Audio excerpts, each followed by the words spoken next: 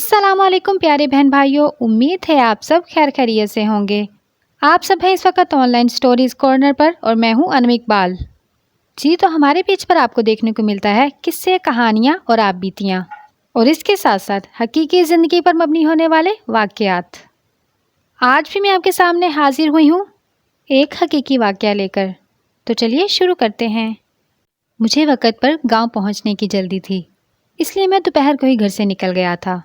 میرا اندازہ یہی تھا کہ شام سے پہلے اپنے گاؤں پہنچ جاؤں گا، مگر ایک ویران جگہ پر میری بس خراب ہو گئی۔ پہلے تو ڈرائیور اپنی مدد آپ کے تحت بس میں ہونے والی خرابی ٹھیک کرنے کی کوشش کرتا رہا، مگر جب ان سے خرابی دور نہ ہو سکی تو ڈرائیور نے اپنی مدد کے لیے کسی مکینک کو بلایا جو کہ قریبی قصبے میں رہتے تھے۔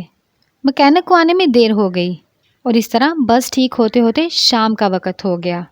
جب میں اپنی منزل مقصود پر بس سے اترا تو اس وقت شام کا اندھیرا ہو گیا تھا، جو کہ کافی گہرا تھا۔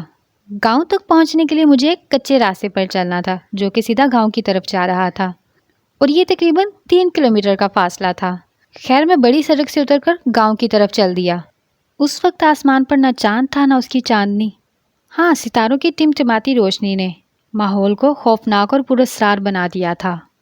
رات کے سناٹے میں اکیلے سفر کا یہ میرا پہلا اتفاق تھا۔ میرا دل زور زور سے دھڑک رہا تھا، اور اس پراسرار خاموشی میں مجھے اپنے دل کے دھڑکنے کی آواز صاف صاف سنائی دے رہی تھی۔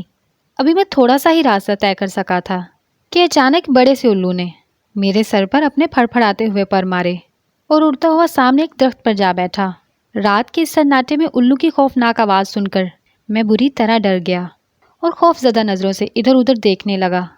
ابھی میں اسی خوف میں مبتلا تھا کہ اسی وقت جھاڑیوں میں سرسراہٹ سی ہوئی۔ میں نے چونک کر دیکھا، مجھے ایسا لگا کہ اونچی اونچی جھاڑی کے پیچھے کوئی کھڑا ہے۔ اب تو خوف سے دل رکتا چلا جا رہا تھا۔ دھیرے دھیرے وہ سرسراہٹ بڑھنے لگی۔ میں ڈر کے مارے پیچھے ہٹنے لگا کہ اچانک ایک زوردار چیز سے ٹکرایا اور زمین پر جا گرا۔ وہ چیز اور کوئی نہیں بلکہ ایک گوشت کا لوتھڑا تھا جو کہ خون سے لت پت تھا۔ ڈر کے مارے میرے منہ سے چیخ نکل گئی۔ میں جس درخت کے پاس گرا ہوا تھا اس کے پیچھے سے ایک بہت بڑا سایہ نمودار ہوا۔ میں ڈر کے مارے بھاگا اور بھاگتا ہی چلا گیا۔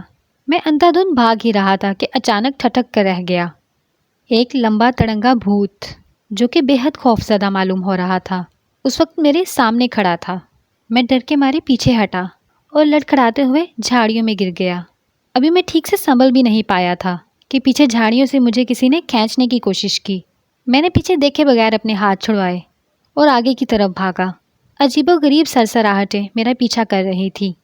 بھاگتے بھاگتے میری نظر اس چڑیل پر پڑ گئی جو کہ درخت سے الٹی لٹکی کھڑی تھی۔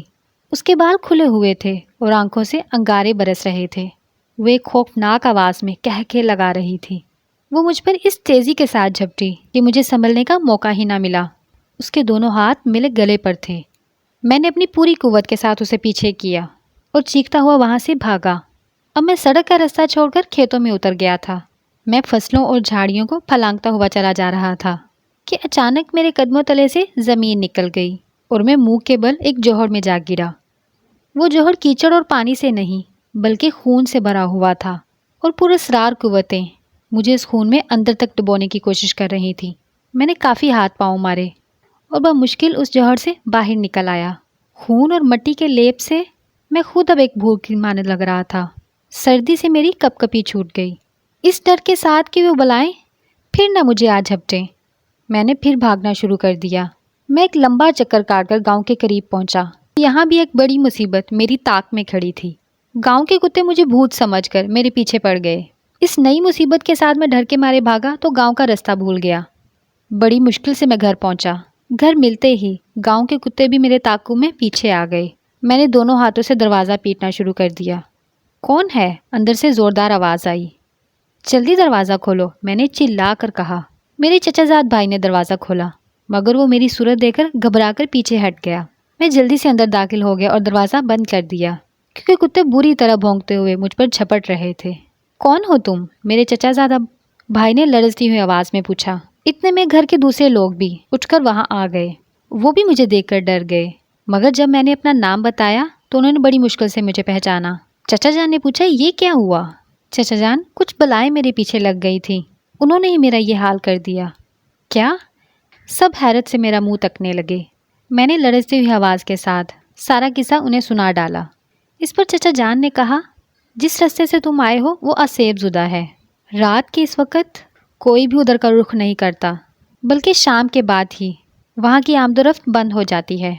गांव के बीचों बीच एक और रास्ता है। किसी भी इमरजेंसी की सूरत में गांव के लोग उसी रास्ते को अख्तियार करते हैं। तुम्हें रात के इस पहर नहीं आना चाहिए था। खुदा का शुक्र अदा करो कि तुम्हारी जान बच गई।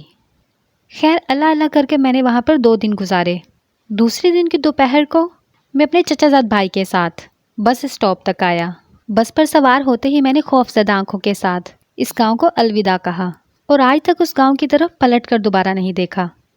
जी तो प्यारे बहन भाइयों, अगर आप इस तरह के मज़ीद किस्से और कहानियाँ सुनने चाहते हैं तो उसके लिए मेरे चैनल को सब्सक्राइब कर लें, वीडियोस को लाइक करें, शेयर करें और कमेंट भी करें।